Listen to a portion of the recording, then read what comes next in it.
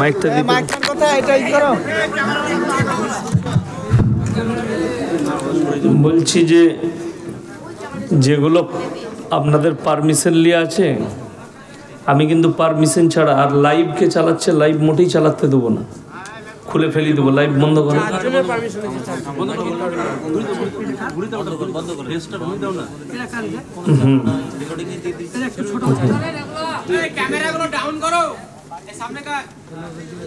এক সাইডে করলে ভালো হতো তো।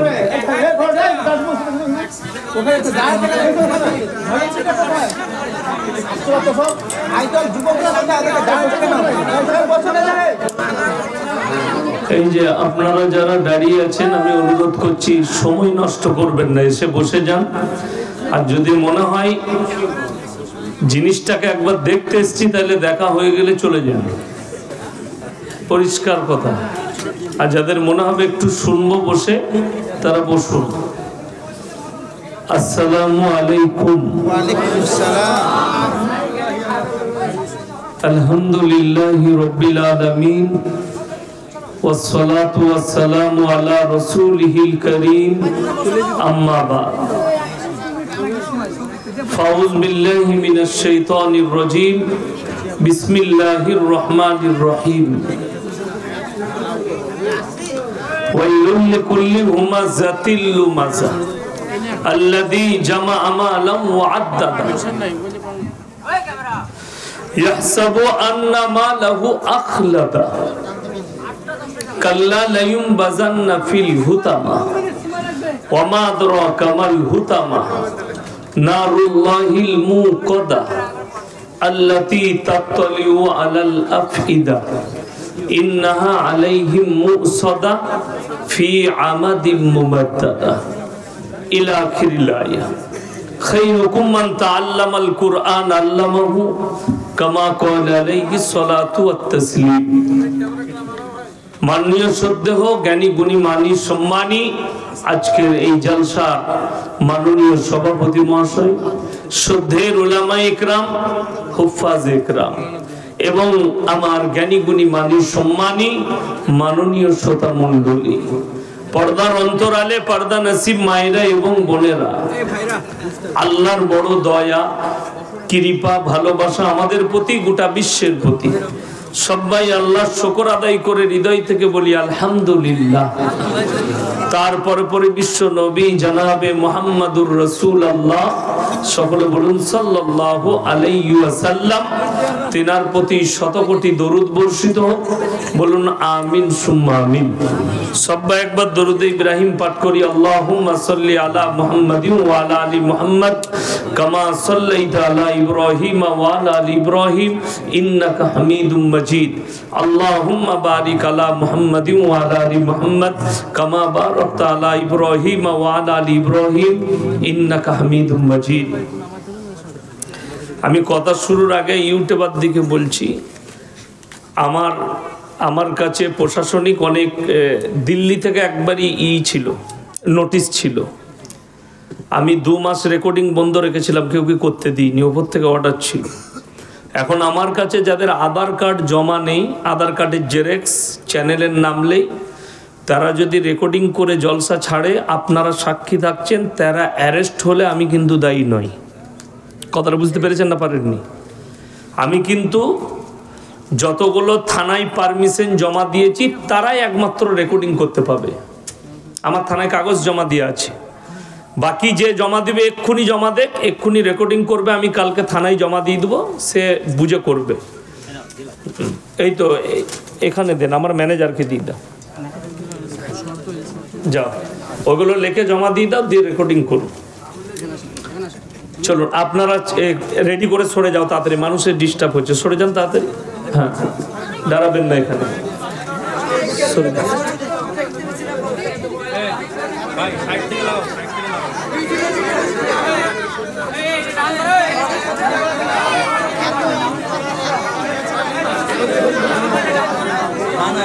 চুপ করেন ভাই, চুপ করেন। আমার ভাই দেখুন, আমার আগে ভাইজান বক্তব্য রাখছিলেন, খুব মূল্যবান কথা বলছিলেন তিনি। তো তিনি ভারতের ইতিহাস বলছিলেন, আমি আপনাদেরকে কোরআন এবং হাদিস দিয়ে বুঝাবো। আল্লাহ আমাদের সকলকে সহি বোঝ দান করুক, বলুন আমিন। ইসলামের যে বুনিয়াদ আল্লাহ পৃথিবীর বুকে রেখেছেন, এটা কিন্তু শিক্ষার দ্বারা রেখেছেন, এডুকেশনের দ্বারা। কোরআন এখানে স্টেজে আছে, তার সাক্ষী কিন্তু কোরআন। কোরআনে আপনি খুললেই প্রথমে পাবেন কি? সূরা ফাতিহা পাবেন না? পাবেন না? তারপরে সূরা আছে সূরা বাকারা, তারপরে সূরা আছে সূরা আল ইমরান, তারপরে সূরা আছে সূরা নিসা। এইভাবে কোরআনটাকে গচ্ছিত করে সাজানো হয়েছে। কিন্তু পৃথিবীর বুকে নবীজি সাল্লাল্লাহু আলাইহি সাল্লামের কাছে প্রথম আয়াত যেটা এসছে সেটা হচ্ছে ইকরা বিসমি রাব্বিকাল্লাযী খালাক। হে নবী পড়ো। শিক্ষার উপরে এসছে। অথচ পৃথিবীর মানুষের জন্য একটা বহুত বড় মেসেজ আল্লাহর তরফ থেকে। মেসেজটা কি জানেন?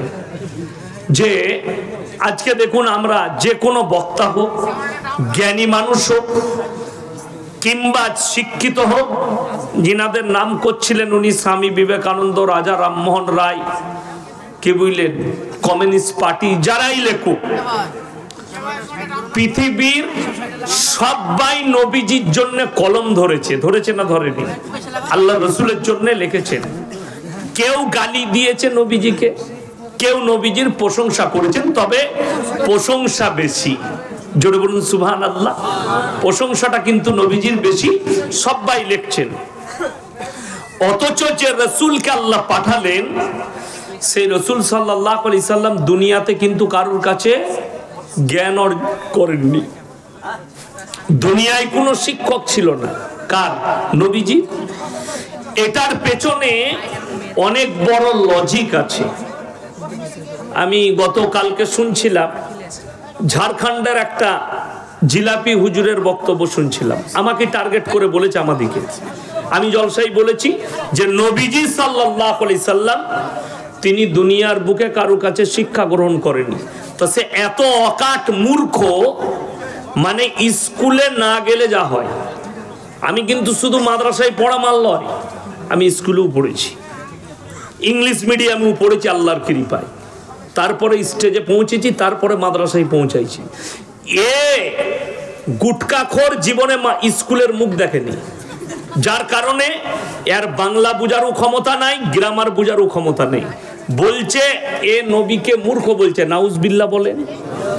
আমার আগের যিনি বক্তব্য দিচ্ছিলেন তিনি মূর্খ বলে গেলেন নবীজিকে। আমার 40,000 জলসা ছুটছে, কোন জলসায় বলেছি নবীজি অশিক্ষিত? বলিনি। কিন্তু নবীজি উম্মি ছিলেন। উম্মি মানে দুনিয়ার বুকে কারো কাছে লেখাপড়া শিখেননি। তার পেছনে বহুত বড় লজিক আল্লাহ লুকিয়ে রেখেছে। আমি যে স্টেজে বায়ান করতে এসেছি, আপনারা সব আমাকে মোবাইলে দেখেছেন না? দেখেছেন। আমার শিক্ষক যদি আসেন, যিনি আমাকে মাদ্রাসায় পড়িয়েছেন, স্কুলে আমার যে হেডমাস্টার, তিনারা এলে তিনাদের কাছে আমি বড় না ছোট? ছোট। কেন? তিনি আমার শিক্ষা গুরু, তিনি আমার শিক্ষক, আমি তিনার কাছে ছোট। এমনকি আমাদের মাদ্রাসার তালবিল ইলম দিকে একটা শিক্ষা দেওয়া হয়, সেটা হচ্ছে বড়কে শ্রদ্ধা, ছোটকে স্নেহ। আমি তো আমার বাপের বয়সী যত আলেম আছে, মৌলবি আছে, আমি তাদেরকে আমার উস্তাদের মতনই শ্রদ্ধা করি, যে তাদের জুতো সোজা করতে হবে। কেন? এটা আমাদেরকে শিক্ষা দেওয়া হয় মাদ্রাসার ক্লাসে, তালবিল ইলম দিকে আমরা শিক্ষা দিই। চলুন, তো আমি আমার শিক্ষকের কাছে ছোট। কেউ যদি নবীজি সাল্লাল্লাহু আলাইহি সাল্লামকে শিক্ষা দিত, সে কি বলতো? নবী আমার ছাত্র। আল্লাহর রাসূলকে ছোট করা হতো না? হতো না। ওই জন্যে সহি রিওয়ায়াত, নবীজির শিক্ষক দুনিয়াতে কেউ ছিলেন না। আল্লাহ যতটুকু শিক্ষা দিয়েছেন নিজের কুদরতে দিয়েছেন। জোরে বলুন সুবহানাল্লাহ। এইটা হচ্ছে সহি রিওয়ায়াত। এইটা বুঝার ক্ষমতা নেই, যেহেতু স্কুলে গেলে তো ওই গুটকাখোর লজিক বুঝবে, ও তো লজিকের বই পড়েনি। বড় কষ্টের বিষয়। চলুন, আজকে আমার ভাই বললেন না যে মুসলমানদের শিক্ষা, আজ মুসলমান নামাজ পড়ে না, মুসলমান রোজা রাখে না, মুসলমান দিনের ওপরে প্রতিষ্ঠিত নয়। পাপ কাজে লিপ্ত, তার জন্য দায়ী কিন্তু আমাদের মতো কিছু হুজুর। রাগ করছেন, আমি বাস্তব বলছি, প্রমাণ দিয়ে যাচ্ছি।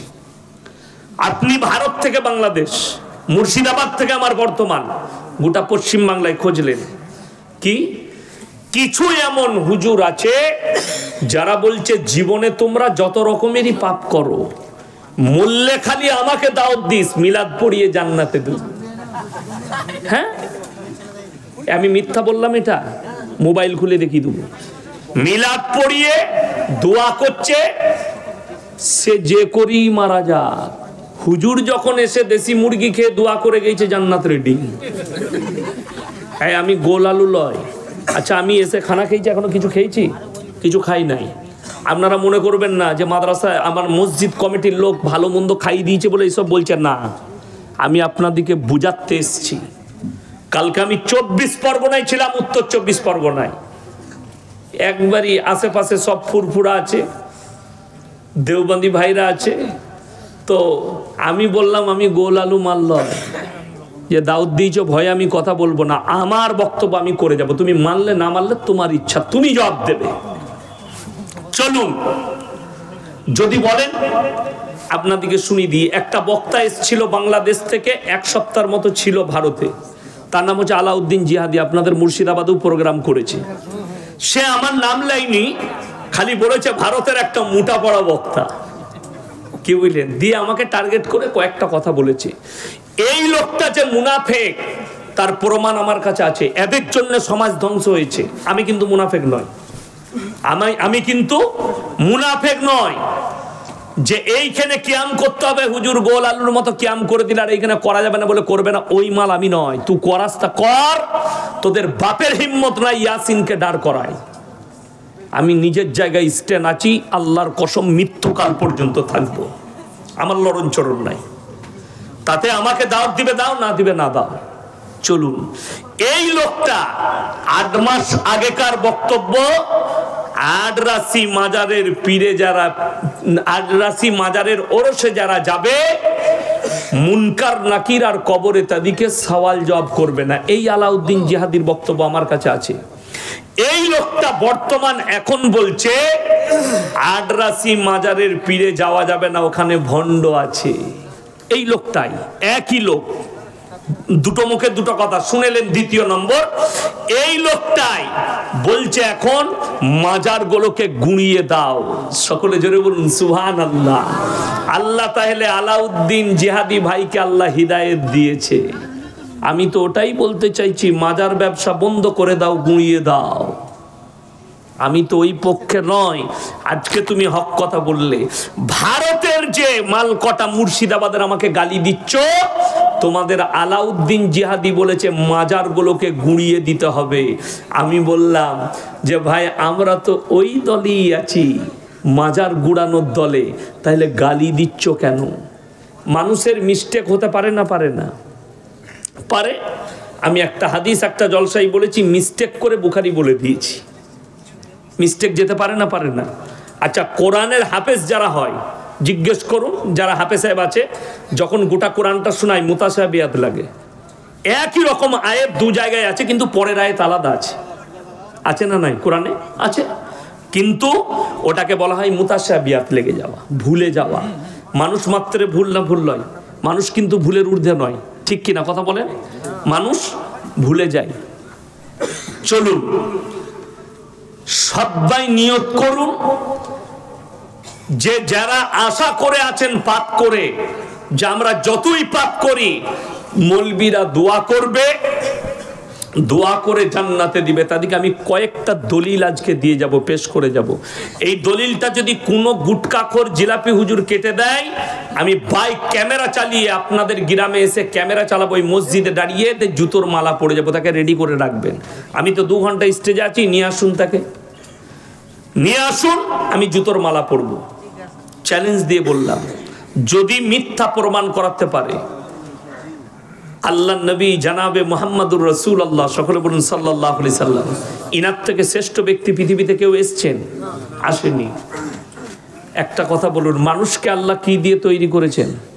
কথা বলে না? মাটি দিয়ে। ফেরেশতা দিকে নূর দিয়ে, জিন জাতিকে কি দিয়ে? আগুন দিয়ে। এই যে টাইম শর্ট, কাজ অনেক, প্রশ্ন আমাকে দিবেন না, ঠিক আছে? আমি আমার বক্তব্য দিচ্ছি, প্রশ্ন যার করার ফেসবুকে ইউটিউবে পাঠাতে বলবেন, গালি দিবে, যা করবে ওখানে বুঝে নেব। হ্যাঁ, এখানে আমি উত্তর দেবো না, এখানে সময় কম, কাজ অনেক বেশি। বুঝতে পারেন নাই? যারা কমিটির লোক আছে তারা বুঝে গেছে, কথাটা শুনে।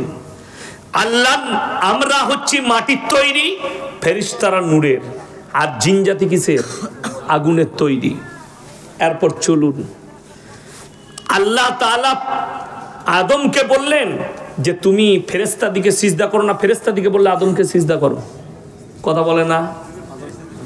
ফেরেশতা দিকে আল্লাহ হুকুম দিলেন, ওয়াইজ ক্বালা রাব্বুকা লিল মালাইকাতি ইসজুদু লি আদম, তোমরা আমার আদমকে সিজদা করো, ইল্লা ইবলিস, ইবলিস ব্যতীত সবাই সিজদা করলো।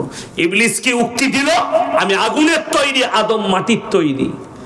এ মূর্খর জানা নাই, গুটকাখোর বলছে আল্লাহর নবী নূরের নবী, নূর থেকে তৈরি। নূর বললে ছোট করা হয়ে গেল নবীকে, তোর এটা জানা নাই কেন? আল্লাহ নূরকে বললে মাটিকে সিজদা করো, জোরে বলুন না সুবহানাল্লাহ। নূরকে বললে মাটিকে সিজদা করো। হযরত আদম আলাইহিস সালাতু ওয়াস সালাম মাটির সৃষ্টি। চলুন এরপরে কোরআন এর সাক্ষ্যে আরো এক জায়গায় নবী যে আমাদের মতোই মানুষ, দুটো আয়াত শোনাবো। এক নম্বর, এখানে আল্লাহ তাআলা বললেন তোমরা আদমকে সিজদা করো, নূরকে বললে, নূরের সৃষ্টি ফেরেশতা দিকে, আদমকে বলেনি তুমি আমার নূরকে সিজদা করো। আল্লাহ কোরআনে বলেছেন পৃথিবীতে সব থেকে যতগুলো আমার সৃষ্টি আছে উত্তম রূপে সৃষ্টি করেছি মানুষকে, জোরে বলুন সুবহানাল্লাহ। তাইলে যদি মানুষ উত্তম সৃষ্টি হয়, তাহলে নবীকে নূর বললে তো নবীজিকে ছোট করা হয়ে গেল। ফেরেশতাদের থেকে উত্তম করেছে, জোরে বলুন সুবহানাল্লাহ। ফেরেশতাদের থেকে উত্তম মানুষ সমস্ত সৃষ্টির থেকে। আল্লাহ ব্যতীত আল্লাহ যত কিছু সৃষ্টি করেছেন, আল্লাহ ব্যতীত আল্লাহ যত কিছু। আচ্ছা, নবীজি আল্লাহ সৃষ্টি না সৃষ্টি নয়? এক মিনিটের লেগে মেনে নিলাম নূর, কিন্তু সৃষ্টি না সৃষ্টি নয়? সৃষ্টি। আল্লাহ তাআলা কোরআনে নিজে বললেন আমার পৃথিবীতে যতগুলো সৃষ্টি আছে সব থেকে উত্তম রূপে আমি মানুষকে সৃষ্টি করেছি, জোরে বলুন সুবহানাল্লাহ। চলুন আগে নিয়ে যাই। কোরআনে আছে আল্লাহ রাব্বুল আলামিন পৃথিবীর মানুষকে বুঝালেন, হে নবী তুমি বলো, কুল ইন্নামা আনা বাশারুম মিসলুকুম ইউহা ইলাইয়া আন্নামা ইলাহুকুম ইলাহুম ওয়াহিদ ফামান কানা ইয়ারজু লিকা রাব্বিহি ফালইয়ামাল আমালান সালিহান ওয়া লা ইউশরিক বিইবাদাতি রাব্বিহি আহাদা। সূরা কাহাফ একবারই শেষ আয়াত। যাদের বাড়িতে মানে কোরআন আছে অনুরোধ করে খুলবেন আমাকে গালি দেওয়ার আগে। সূরা কাহাফের শেষ আয়াত, 16 পারায় গিয়ে শেষ হচ্ছে সূরা মারইয়ামের আগে। একবারই সূরা মারইয়ামে যে বিসমিল্লাহ লেখা আছে তার আগের আয়াতটা পেয়ে যাবেন, মানে কোরআন থাকলে খুলবেন। হে নবী আপনি বলুন আমি তোমাদের মতোই একজন মানুষ, জোরে বলুন সুবহানাল্লাহ। কে বলছেন? নবীজিকে আল্লাহ বলা করাচ্ছেন, এবং আল্লাহ আমাকে বিশেষ মর্তবা দিয়েছে, আমার কাছে ওহী আসে, তোমাদের কাছে আসে না। তোমরা যে আল্লাহর ইবাদত করো, আমি আল্লাহর নবী সে আল্লাহরই ইবাদত করি। তোমরা আল্লাহর সঙ্গে কেউ কি শরীক করো না, আল্লাহর সঙ্গে কেউ কি শরীক করো না। এখন বলে দিই, ভালোবাসা একটা শব্দ আছে, আছে না নাই? আমরা মাকে ভালোবাসি না বাসি না? সবাই বাসবেন, জোরে বলুন ইনশাআল্লাহ। আচ্ছা, বউকে ভালোবাসি না? সবাই বাসবেন, জোরে বলুন ইনশাআল্লাহ। আচ্ছা, দুটোরই নাম ভালোবাসা।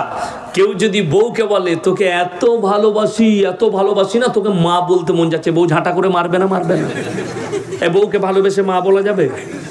দুটোর মধ্যে কিন্তু অন্তর আছে, আসমান আর জমিনের ফারাক আছে, আছে না নাই? বিবির ভালোবাসা, মায়ের ভালোবাসা, আসমান আর জমিনের পার্থক্য। আমি জিলাপি আর গুটকাখোর হুজুরকে এটাই বুঝাতে চাইছি, আল্লাহর রাসূলের মধ্যে আসমান আর জমিনের ফারাক আছে। সেই ফারাকটার নাম শোনো, তার নাম হচ্ছে দরুদ। সবাই একবার বলুন সাল্লাল্লাহু আলাইহি ওয়াসাল্লাম। ওগো আল্লাহ তুমি রাসূলের উপরে রহমত বর্ষিত করো, জোরে বলুন সুবহানাল্লাহ। দরুদের মানে এটা। তো চলুন, এটা গেল যে আল্লাহর নবী নূরের তৈরি নয়, তার দলিল আরো শুনেলেন। আল্লাহর রসুল যদি নূরের তৈরি হতেন, আল্লাহ যদি নূর দিয়ে সৃষ্টি করতেন, এখন গুটকাখোররা কোরআনের অপব্যাখ্যা করে। যেমন একটা আয়াত শুনতে পাবেন জলসা হলেই কি বলে, ইন্না আউলিয়াল্লাহি লা খাউফুন আলাইহিম ওয়ালা হুম ইয়াহজানুন। হে আমার ভাইরা, আল্লাহ তাআলা ওলিয়া উলিয়া পীর ফকির, একদম কোরআনের অপব্যাখ্যা। আল্লাহর কসম করে বলছি এই পীর শব্দটাই নাই ওখানে ব্যাখ্যায়। আউলিয়া শব্দের অর্থ হচ্ছে বন্ধু। কি বললাম? বন্ধু। কার বন্ধু? আল্লাহর বন্ধু। সেই বন্ধুটা আমিও হতে পারি, আপনিও হতে পারেন, সাধারণ লোকও হতে পারে, হাজী সাহেবও হতে পারে, একজন মাও হতে পারে। তো আল্লাহ বললেন যারা আমার বন্ধু হবে তাদের দুনিয়া এবং পরকাল কোনো জায়গাতেই ভয় নাই। আর মানুষকে কি বুঝালো এরা? ওলিয়া উলিয়া মানে হচ্ছে আমরা গুটকাখোররা, আমাদিকে নজরানা দিবি জান্নাতে নিয়ে যাব। 3 বোতল মদ খেয়ে মারা গেছে বলে কোথায়? বলে সারগাছিতে অ্যাক্সিডেন্ট হয়েছে হাই রোডে। অসুবিধা নাই, 40 দিনে মিলাদ দিবে। আমি বলে যাচ্ছি যারা 40 দিনে মিলাদ দেয় বেদাত, এর থেকে বড় কাঁচা বিদাত আর কিছু নাই।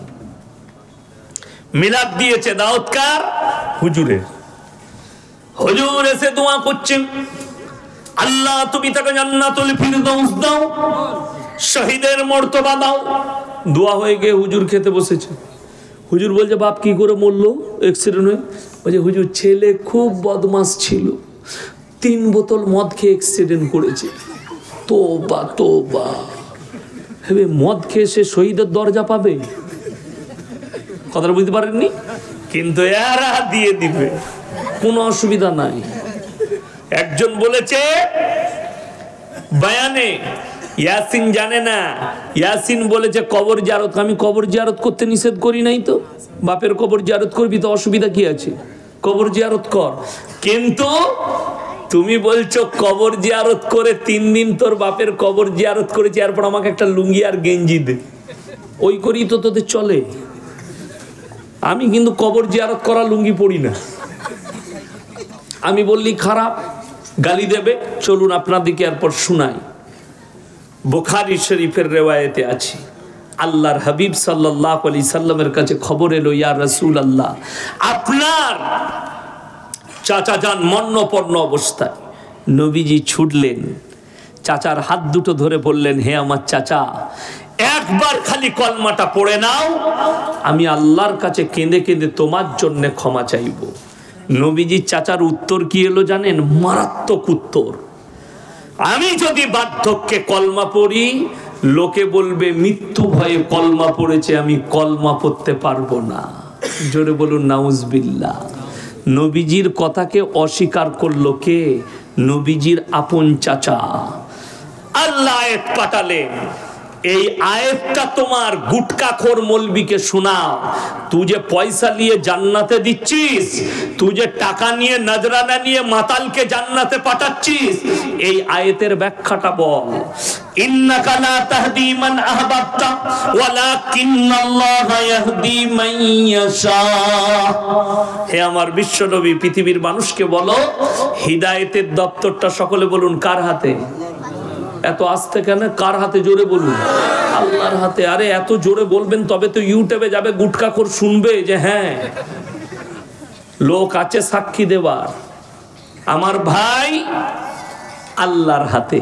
আল্লাহ বললেন আমার ইচ্ছা নেই তোমার চাচা কলমা পড়তে পারবে না। নবীজি চোখ দিয়ে পানি। এখানেও শেষ নয়, চলুন।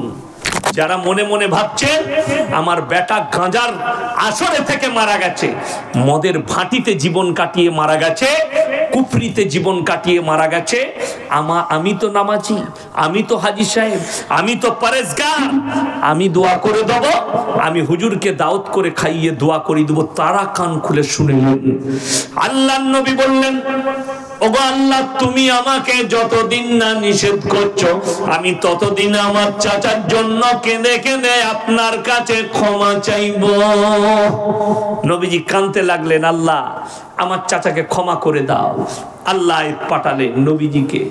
শুধু এখানে নবীকে নসিহত করেননি, আল্লাহ মুমিন এবং নবী দুজনকেই নসিহত করলেন। মা কানা লিন নবী ওয়াল্লাযীনা আমানু আইয়াস্তাগফিরু লিল মুশরিকিন ওয়ালাউ কানু উলি কুরবা। হে আমার নবী এবং মুমিন, তোমরা শোনো, যারা মুশরিক হয়ে মারা গেছে, বেঈমান নেমক হারাম হয়ে বদ্দিন হয়ে মারা গেছে, তার লেগে দোয়া করতে পাবে না যদিও সে তোমাদের নিকটতম আত্মীয় হয়।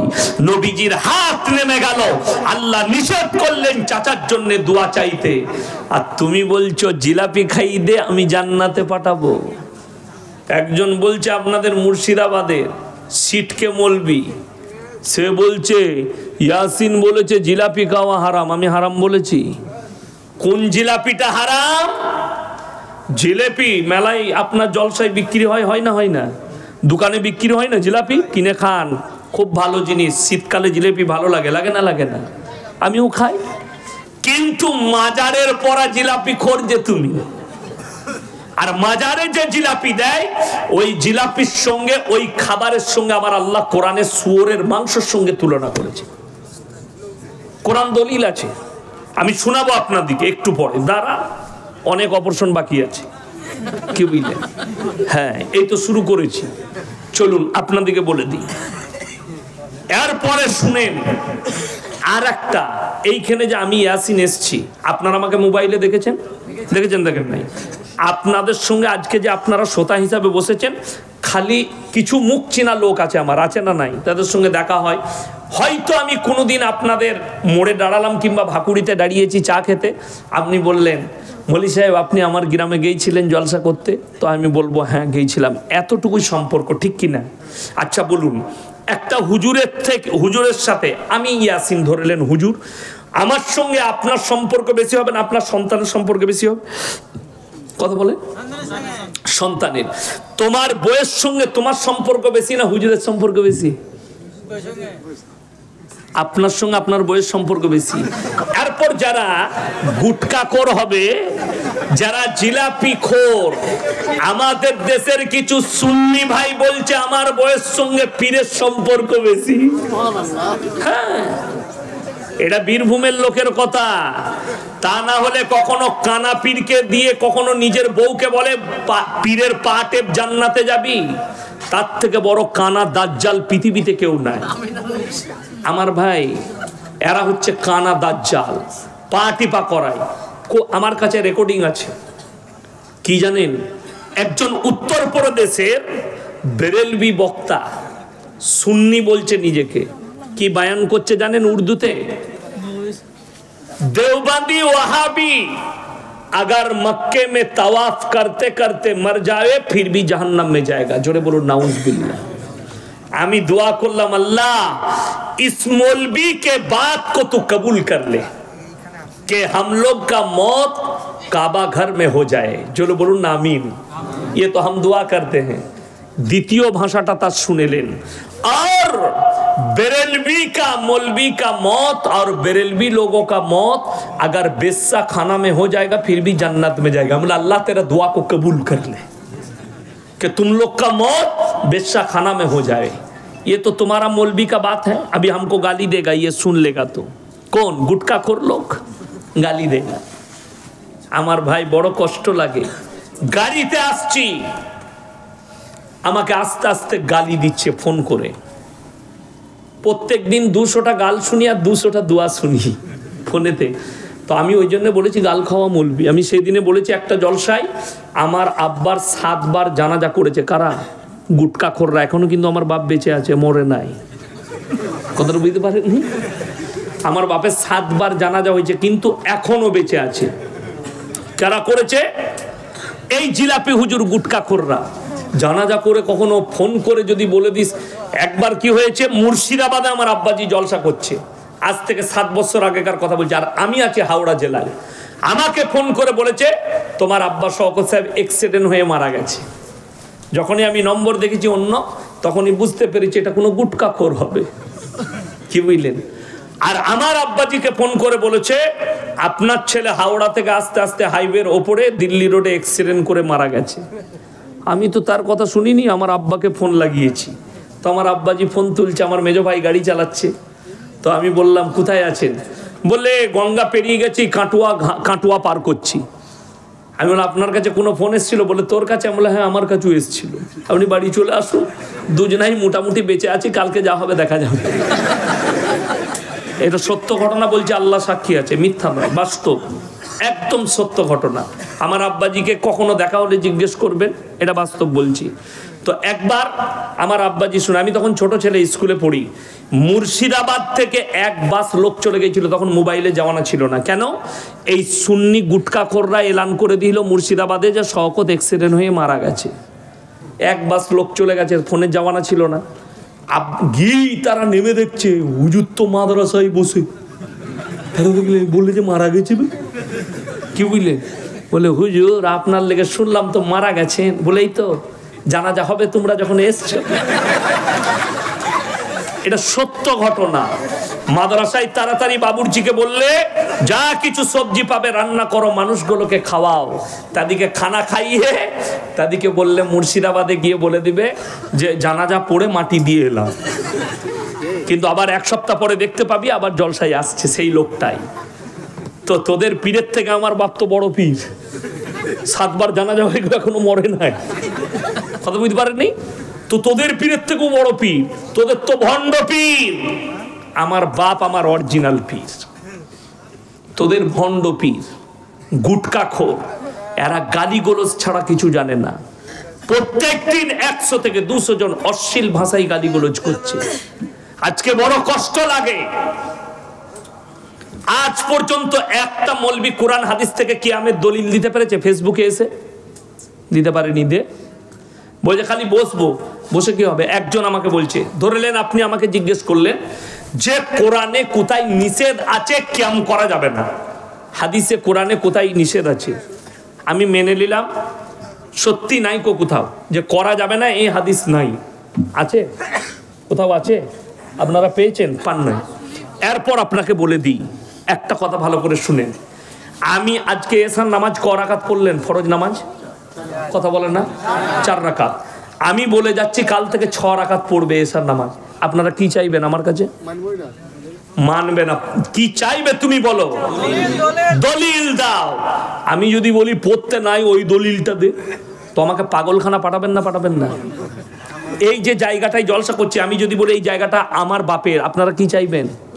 দলিল। আমি যদি বলি আমার বাপের নয়, ওই দলিলটা দে, খুঁজে পাবেন না? আমাকে রাঁচিতে পাঠাবেন। তো এ মাল কটাকে গুটকাখোরগুলোকে রাঁচিতে পাঠানো দরকার। তো তুই যখন বলছিস কিয়াম আছে, তো দলিলটা তুই দিবি। তো কথাটা বুঝতে পারেন না আমার? তুই যখন বলছিস ঈদে মিলাদুন নবীর জন্মদিন পালন করা নবীজির জায়েজ আছে, জুলুস বার করা জায়েজ আছে, দলিলটা তুই দিবি, আমরা দেবো না। আমি তো বলি নাই জায়গাটা আমার, তুই বলছিস জায়গাটা আমার, তুই বলছিস আছে, তো দলিলটা তোকে আগে দিতে হবে যে কোথায় আছে। কথাটা বুঝতে পারেননি? বুঝাতে পারলাম? আমি গুদা বাংলায় কথা বলছি।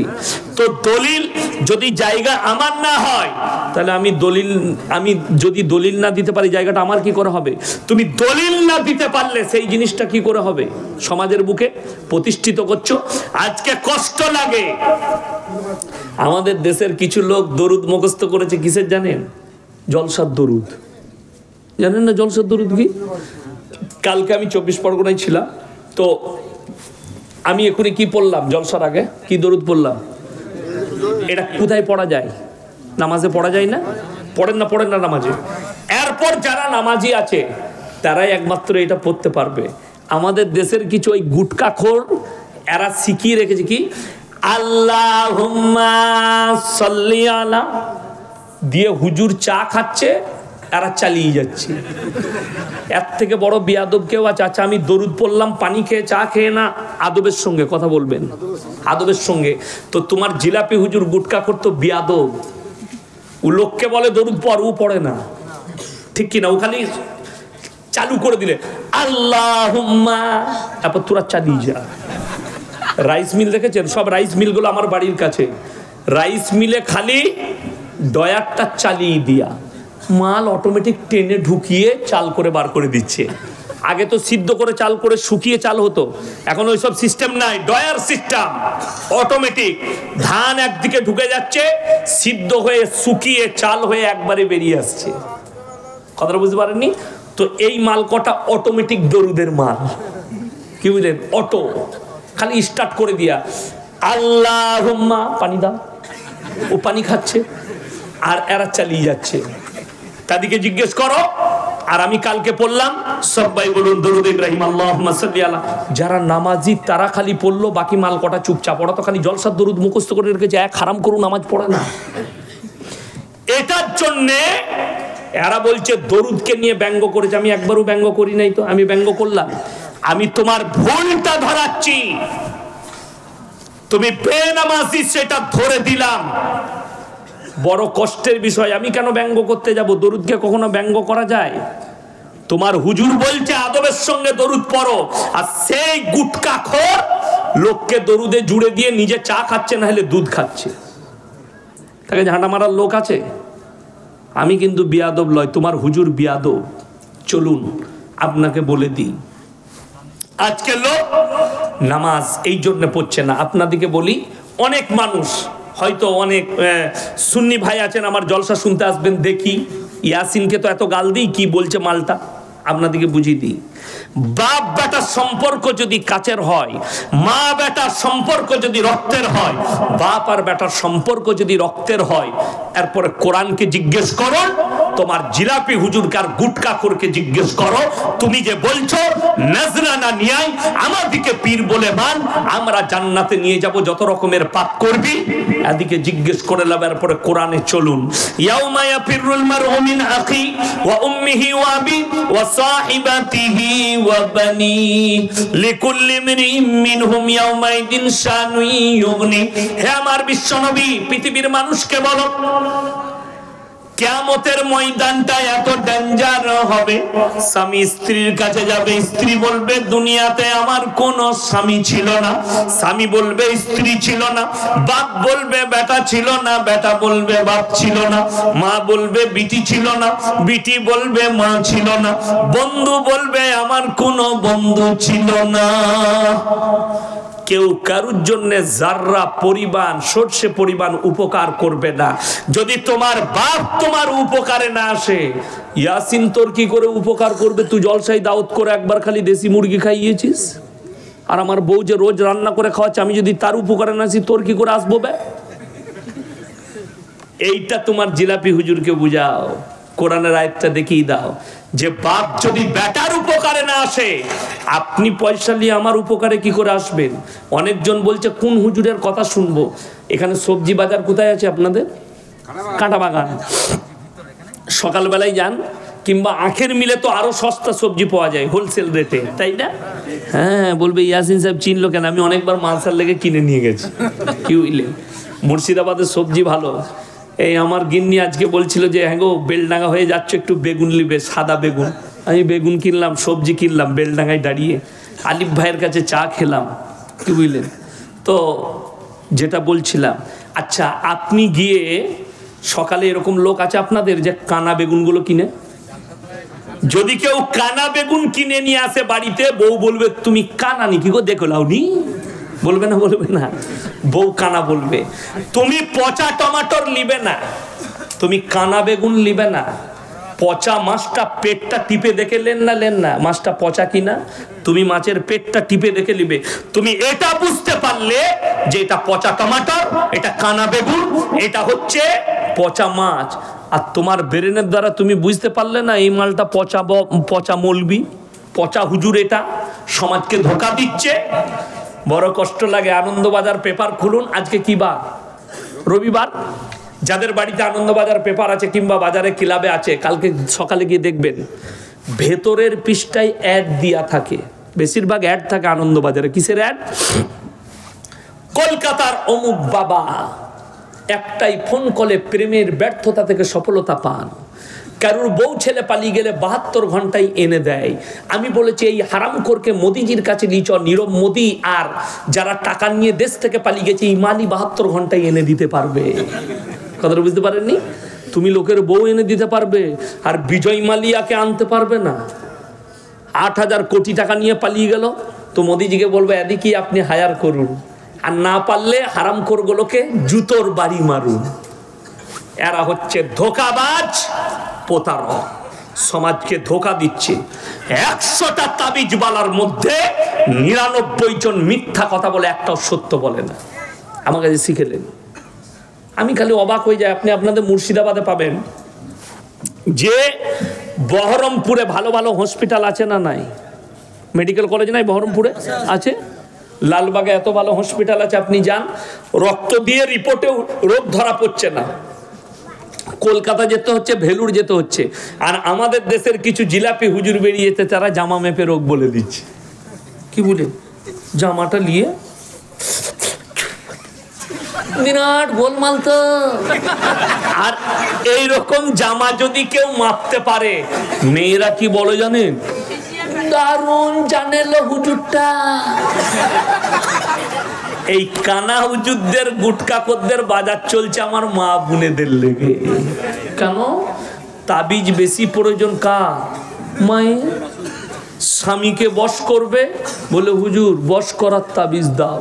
শাশুড়িকে বশ করবে, বললে হুজুর একটা শাশুড়ি আমার খুব রাগী, আমাকে দেখতে পারে না, কি করব? বলে হুজুর আমার শাশুড়িকে বশ করার একটা তাবিজ দেন। যদি তাবিজে তো শাশুড়ি বশ হবে, তো আমি তো তোকে আগে বশ করব। কথাটা বুঝতে পারেন? কষ্টর কথা। সেই হুজুরকে জুতো করে বাড়ি মার, যে বলছে তাবিজে বশ করে দেবো। বশ কিসে হবে? তোমার আখলাক আর চরিত্রের দ্বারা হবে, তোমার ব্যবহারের দ্বারা হবে, তোমার নম্রতার সাথে হবে, বিনয়ের সাথে হবে, ইসলামী কৃষ্টি কালচারে হবে, দোয়ার দ্বারা হবে। আল্লাহ আমার পরিবারে শান্তি দাও, আল্লাহ আমার সংসারে সুখ দাও। কোনদিন দোয়া করেছো? তুমি দোয়া করবে কোথা? তুমি তো তাবিজের ভরসাবাদী। তুমি দোয়া করবে কোথা? তুমি তো পানি পড়াই ভরসা করো। অথচ আপনাদিকে বলে যাই, কে বললে পানিতে দম করা যাবে না?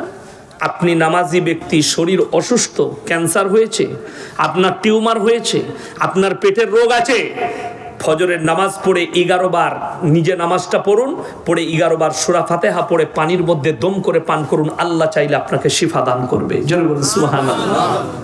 ইয়াসিনের প্রয়োজন নাই, কোনো মৌলবীর প্রয়োজন নাই। যদি মনে হয় যে আমাদের গ্রামে ইমাম সাহেব আছে, মৌলী সাহেব, তো উনি আল্লাহওয়ালা লোক, ভাই একবার সূরা ফাতিহা পড়ে পানিতে ফুঁক দিয়ে দেন, আমি একটু খেয়ে নিই, চলবে, কোনো অসুবিধা নাই। কিন্তু শুনেলেন এমন এমন লোকে মাজারে বসে তাবিজ লিখছে, মাদ্রাসার মুখ দেখেনি। আমি আমার বর্তমানে প্রমাণ দেব, জুম্মার নামাজ পর্যন্ত হারাম করে পড়ে না, তাবিজ লিখছে। পেশাব করে পানি পর্যন্ত লাই না, তাবিজ লিখছে। অথচ তারা জিনাতে জড়িয়ে আছে। আমার কাছে দলিল আছে, প্রমাণ আছে। আসুন আমার গাড়িতে চাপেন, 7 সিটের গাড়ি নিয়ে এসেছি, যারা যাবেন 2 জন চাপুন। আমি আমার মাদ্রাসায় নিয়ে যাবো, মেহমানখানায় রাখবো, নিয়ে গিয়ে মাজারে দেখি দেবো এই মালটা। এতটা সাহস আমার এলাকায় আমার আছে। দেখি দেবো চোখে আঙুল দিয়ে, দেখো এইটা। একজনের হাত পা নাই আমার এলাকায়, দুটোই হাত পা অবশ হয়ে গেছে, মানে প্যারালাইসিস। জানেন তো প্যারালাইসিস হলে 4টাই হাত পা তার নড়ে না। সে কিন্তু লোকের রোগ ভালো করে তাবিজ আর পানি পড়া দিয়ে। তাকে ছুঁচিয়ে দেয়, আলাদা একটা মেয়ে রেখেছে তার বউ, তাকে ছুঁচায়। তাকে বিড়ি ধরি দেয়, তার একটা লোক রেখেছে বিড়ি। সিগারেট খাবার লোক আলাদা আছে। আমি বলে, বে তুই আগে নিজের রোগটা ভালো কর, তারপরে লোকের করবি। কথা বুঝতে পারেননি? নিজে প্যারালাইসিস, লোককে তাবিজ দিয়ে ওই লোকটা ভালো করছে। এরপর বলুন দোষী ওই লোকটা না যারা যাচ্ছে ওর কাছে গিয়ে ওকে বিশ্বাস করে? তারা যারা যাচ্ছে তারা হচ্ছে সব থেকে বড় অপরাধী। তুমি চিনতে পারলে না এই লোকটা সমাজকে ধোকা দিচ্ছে? ইসলাম খালি পেঁচিয়ে গেল। চলুন আলোচনা আগে বাড়াই। দ্বীনি শিক্ষা, দ্বীনি ইলম হাসিল করা কি প্রত্যেকটা মুসলমান নরনারীর জন্য ফরজ। আমি চ্যালেঞ্জ দিয়ে বলে গেলাম, আপনার এখানে এতগুলো মানুষ বসেছেন, 100 জনের মধ্যে 98 জনের কাছে দ্বীনি ইলম নাই। ঠিক বললাম না ভুল বললাম? মুসলমান হারাম হালাল বুঝে না, দিন বা দিন বুঝে না, শিরক বেদাত বুঝেনি। কেন? দ্বীনি ইলম না থাকার কারণে। মুসলমানদের 2টো ছেলে লরি চালায় আমার এলাকায়, হোটেলে দাঁড়িয়েছে, দাঁড়িয়ে হোটেলে ঢুকে বলছে 2 বোতল মদ দে তো ভাই, মদ খেয়ে নিলে। এরপরে বলছে মুরগির মাংস আর রুটি নিয়ে আয়। সে যখন মুরগির মাংস আর রুটি নিয়ে এসছে, তখন জিজ্ঞেস করছে ভাই মুরগিটা জবাই না কাটা? আমরা মার হারাম করকে জুতো করে। আচ্ছা, যে মদ খেয়েছে তার আর জিজ্ঞেস করে লাভ আছে? না। তো এ মুসলমান কেন? এটা এর বাবা মা দিনী শিক্ষা দেয়নি, দিনী শিক্ষা দেয়নি। তসলিমা নাসরিন কোন অমুসলিম ঘরের হিন্দু ঘরের মেয়ে নয়। আল্লামা ইকবাল লিখেছে, ইস ঘর কো আগ লাগি ঘর কি চিরাগ সে। মুসলমান, তোমরা নিজেদের ঘরে নিজের আগুন ধরিয়েছো, অপরকে গালি দিয়ে লাভ হবে না, আপনি নিজে ধরিয়েছেন। তসলিমা নাসরিন একটা মুসলিম ঘরের মেয়ে। কেন এরকম হলো? তার বাবা মা তাকে দ্বীনি শিক্ষা দেয়নি। চলুন আরো আগে, আসাদ নূর বলে যে নতুন হারামের আওলাদটা বাংলাদেশ থেকে উৎপত্তি হয়েছে, তসলিমা নাসরিনের বাড়ি কোথায়? কথা বলে না? বাংলাদেশ। আমি খালি অবাক হয়, আপনি দেখে দেন। আচ্ছা, আসাদ নূরের বাড়ি কোথায়? বাংলাদেশ। পৃথিবীর সব থেকে বড় বড় ইসলামের দুশ্মনগুলো সব বাংলাদেশে জন্ম নিয়েছে, এটা আমি চ্যালেঞ্জ দিয়ে বললাম। দেখলেন, তসলিমা নাসরিনের থেকে বড় দুশ্মন এশিয়া মহাদেশে এখন ইসলামের নাই। সে নবীজির বিরুদ্ধে প্রতিনিয়ত কথা বলেছে, কোরআনের বিরুদ্ধে, নবীজির বিরুদ্ধে। কিছুদিন আগে দেখলেন না, আমাদের ভারতের ইসরোর বৈজ্ঞানিকরা চন্দ্রযান 3 পাঠিয়েছে না পাঠায়নি? সফলতা লাভ করেছে, এটা ভারতবর্ষের জন্য গর্ব। এই মেয়েটা তসলিমা নাসরিন এ মিডিয়ার সামনে বলল, মুসলমানরা কোরআন নিয়ে পড়ে আছে আর বিজ্ঞান চাঁদে পৌঁছে গেল। এরপর যদি তুমি এটা বলো, আল্লাহর কসম করে বলছি, আল্লাহ নবী সাল্লাল্লাহু আলাইহি সাল্লাম আঙ্গুলের ইশারায় চাঁদকে 2 টুকরো করেছিলেন না করেননি? করেছেন।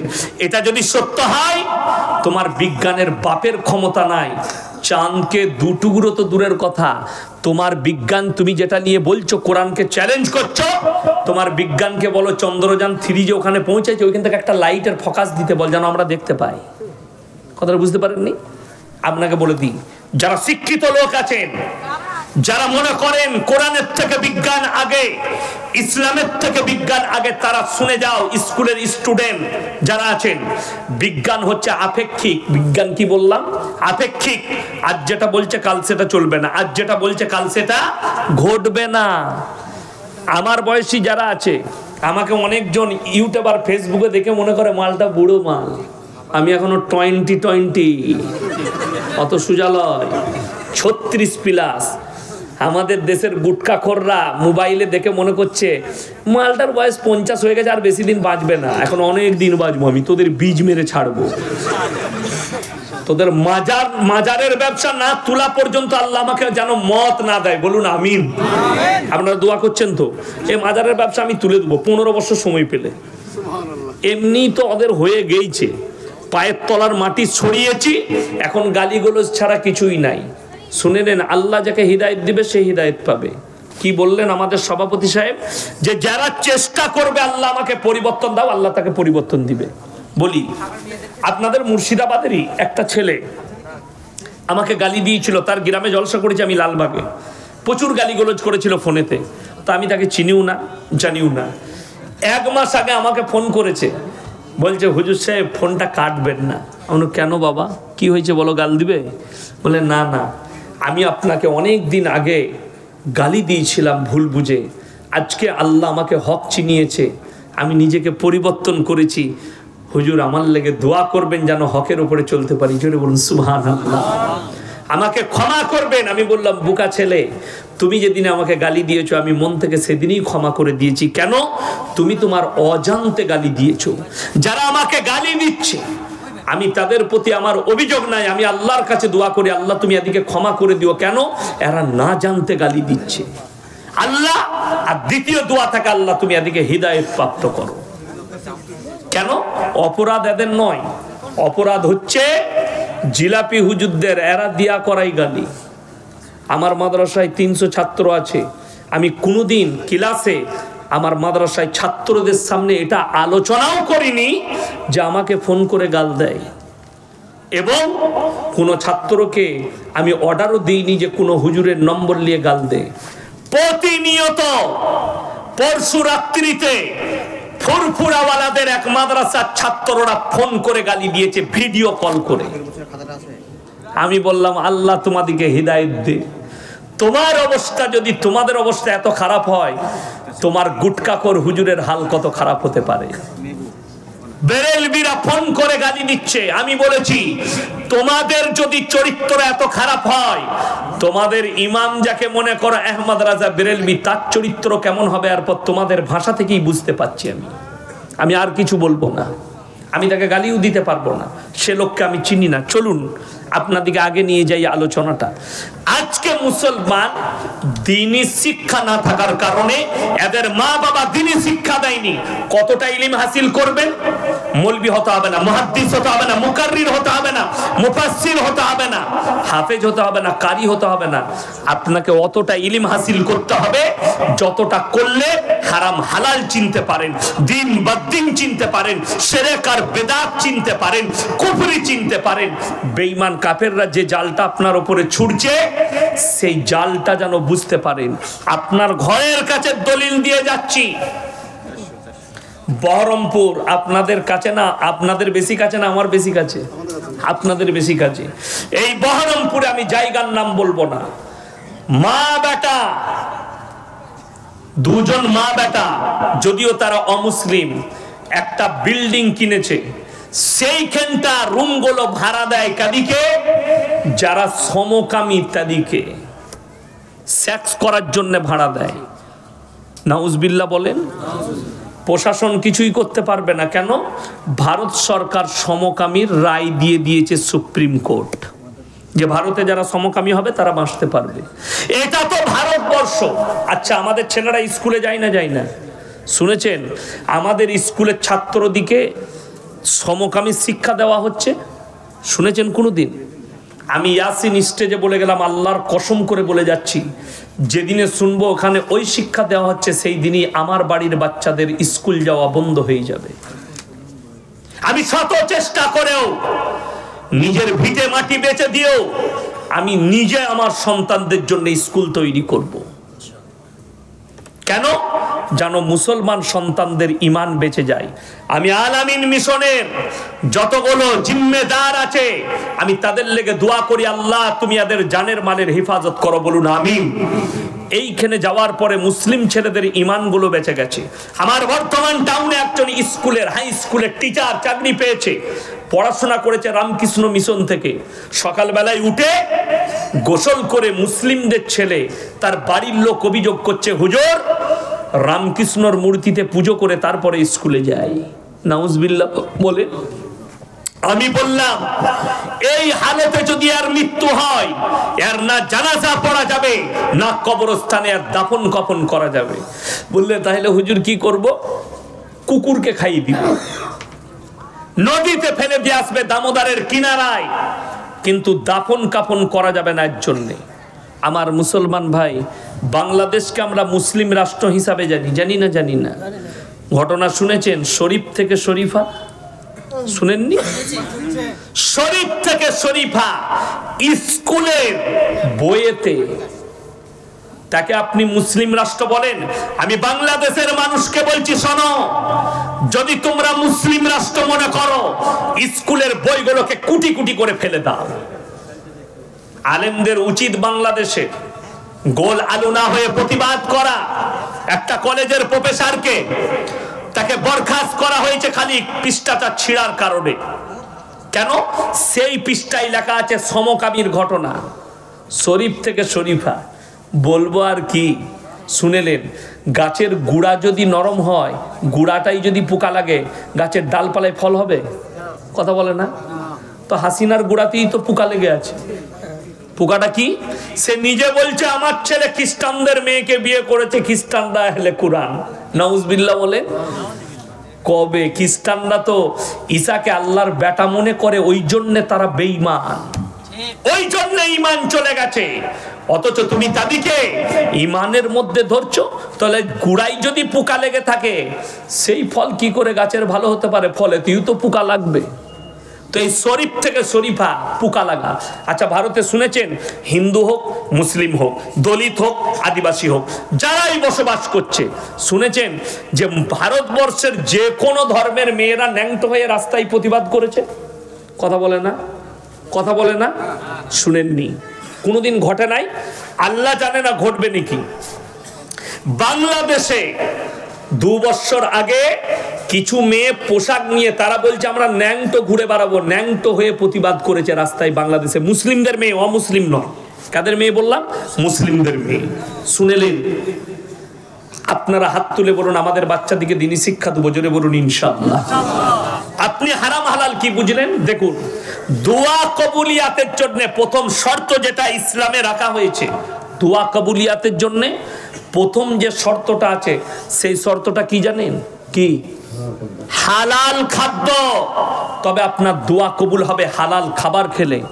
আপনি এটা বুঝলেন যে ইয়াসিন ভাই জবাই করা মাংস আমাদিকে খেতে হবে। আপনি বহরমপুরে যদি কোনো রেস্টুরেন্টে খেতে যান, কি জিজ্ঞেস করবেন? দাদা জবাই না কাটা? করবেন না? করবেন না?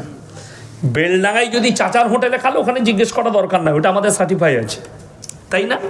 ভাকুরিতে মুসলিম হোটেলে খাবেন, কোনো অসুবিধা নাই। বহরমপুরে যদি কোনো রেস্টুরেন্টে হোটেলে খেতে যান জিজ্ঞেস করতে হবে দাদা মুরগিটা জবাই না কাটা? ঠিক বললাম না ভুল বললাম? কলকাতাতেও জিজ্ঞেস করতে হবে। কেন? আপনার জন্য শর্ত হচ্ছে হালাল খাবার। আপনি এটা বুঝলেন যে জবাই করা খাবার খেতে হবে। সকালবেলায় কাঁটা বাগানে গিয়ে মুরগির মাংস কিনবেন, বলছেন এই জবাই করা 1 কিলো মাংস দে তো। আপনি কিনবেন জবাই করা মাংস, কিন্তু টাকাটা আবার সুদের টাকা, সেই একই মাল দাঁড়িয়ে গেল। কথাটা বুঝাতে পারলাম? এরপর যদি সুদের মায়ান করি, সকালবেলায় কাঁটা বাগানে চায়ের দোকানে সুদখোররা এক কাছে বসে বলবে বাজে মলবি এনে নিবে, বলবে না? বলবে না? ওই মাল কটা গাল দিবে। কোরআন বলছে ওয়াহাল্লাল্লাহুল বাইয়া ওয়া হাররামার রিবা, হে আমার নবী আমি সুদকে হারাম করেছি আর ব্যবসাকে হালাল করেছি।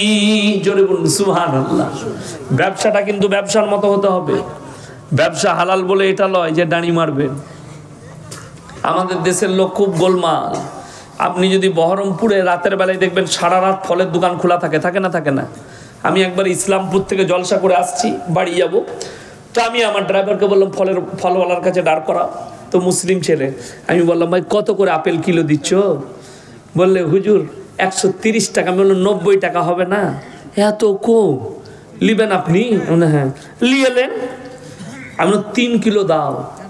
3 কেজি দিয়েছে। ঘরে নিয়ে গেছি, আমার মা বলছে বাপ ওজনে কম আছে মনে হচ্ছে। আমি মাদ্রাসায় চাল ওজন করে বোর্ডিংয়ে, কম্পিউটার কাটা নিয়ে গিয়ে ওজনে চাপালাম, দেখলাম 2 কেজি 600, 400 মাল নাই। তারপরে আবার 1 সপ্তাহ পরে দাঁড়াইছি, আমাকে বলছে হুজুর ভালো আছে, তারপরে কেমন দিয়েছি বুঝেছে। আমি তাকে বললাম বাবা তোমার আপেলটা 400 কম ছিল। কম ছিল কি গো? কম হতেই পারে না।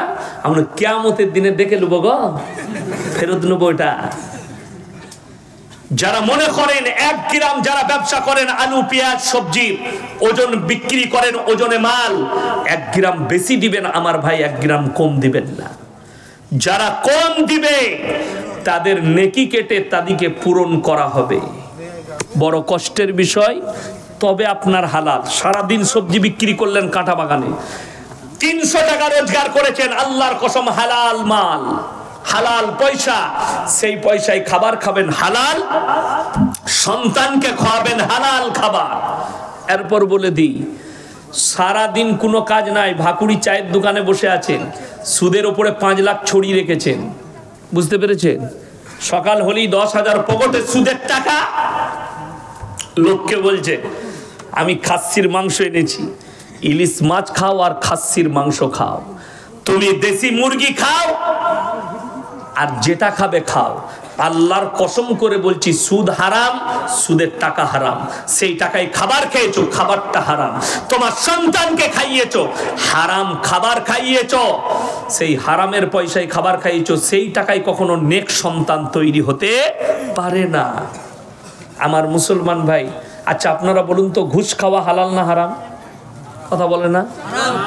ঘুষ দেওয়াটা, ঘুষ নেওয়াটা, যদি দুটোই হারাম হয়, যে মাস্টাররা, যে ডাক্তাররা, যে পুলিশরা, যে ইঞ্জিনিয়াররা, যে উকিলরা ঘুষ দিয়ে চাকরি লিয়েছে, তার পয়সাটা কি করে হালাল হতে পারে? বড় কষ্ট লাগে।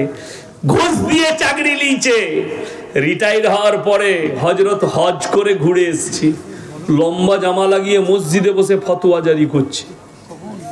আজকে জানেন আমাদের দেশে ভাগ বাটোয়ারা হয়ে গেছে। কেন? এই বেরেলভি ভাইরা বলে ওয়াহাবিরা দেওবন্দিরা যদি মসজিদে ঢুকে মসজিদটাকে 7 বার ধুতে হবে, জোরে বলুন নাউজুবিল্লাহ। আপনাদের মুর্শিদাবাদের মৌলবি ফতোয়া দিয়েছে, সে মৌলবি কি জানি না, তার নাম হচ্ছে জোকার, জোকার বলি তাকে আমি, জোকার তার নামটা ভুলে যাচ্ছি, না না না না জুবের, তাকে জোকার বলি। দেখবেন আজিব আজিব কালারের টুপি পরে না, মনে হয় জাদু খেলা দেখাতে এসছে, পিসি সরকারের মতো টুপি পরে আর আজিব আজিব কালারের জামা। এই জুবের ফতোয়া দিচ্ছে লালবাগে একটা স্টেজে, দেওবন্দিরা ওয়াহাবিরা আহলে হাদিসরা মুরগি জবাই করলে সেই মুরগিটা যে খাবে সে কাফের হয়ে যাবে। বাস্তব বলছি, এদের সঙ্গে যারা মুলাকাত করবে বিবির তালাক পড়ে যাবে। দেওবন্দিদের ঘরে আহলে হাদিস ঘরে বিটির বিয়ে দিলে বইয়ের তালাক পড়ে যাবে। অথচ খোঁজ নিয়ে দেখলাম, আমি ভগবান গলায় জলসা করতে গেলাম, মুফতি জুবের রিজবির বিটি পালিয়ে গিয়ে একটা দেওবন্দি ঘরে বিয়ে করেছে। আর তোর বউটার পর কি হবে? কথাটা বুঝতে পারেননি?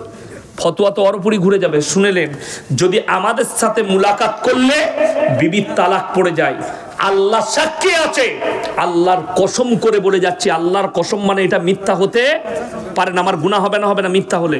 আমার ড্রাইভারকে গিয়ে জিজ্ঞেস করে আসুন, আমার ম্যানেজারকে। আমি দিনাজপুর থেকে জলসা করে এসে কালিয়াচকে দাঁড়িয়েছি বাজারে, রাতের বেলায় বাড়ির জন্য ফল আর বিস্কুট ফিস্কুট কিনবো। তো একজন সুন্নি ভাইদের একজন বক্তা দাঁড়িয়ে আছে, আমি নামা মাত্র আমাকে দেখি, আসসালামু আলাইকুম হাজরত, ভালো আছেন? জি ভালো আছি, একটা সেলফি নেবো।